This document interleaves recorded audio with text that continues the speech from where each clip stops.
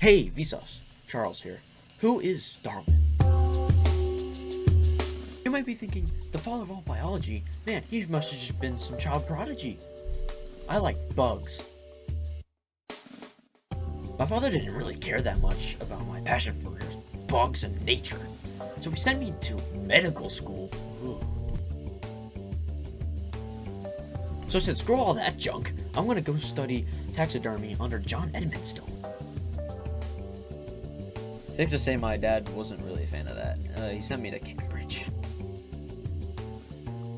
Sucks to be him, because I did biology anyway. I ended up graduating 10th in my class. I mean, to me, that seems pretty good.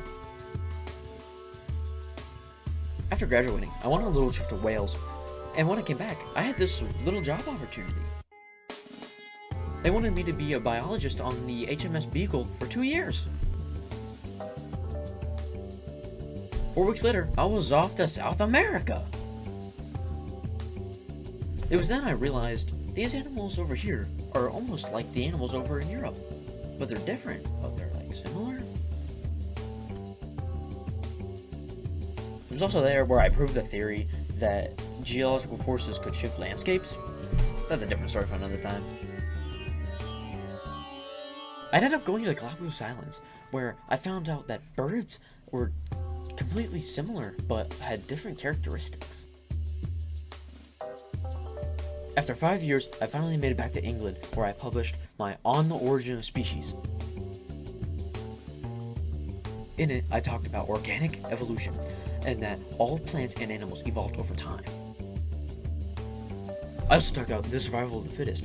Weak died, adapted ones survived, and passed those traits to their offspring.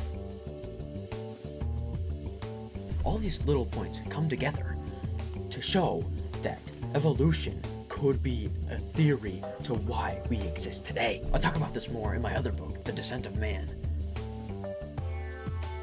This is extremely controversial at first, but eventually it is accepted by some intellectuals. I'm the father of biology, baby! Woo!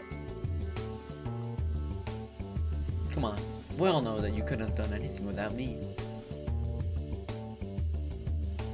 One quote I will leave you with: it is not the strongest of species that survives, nor the most intelligent that survives. It is the one that is the most adaptable to change.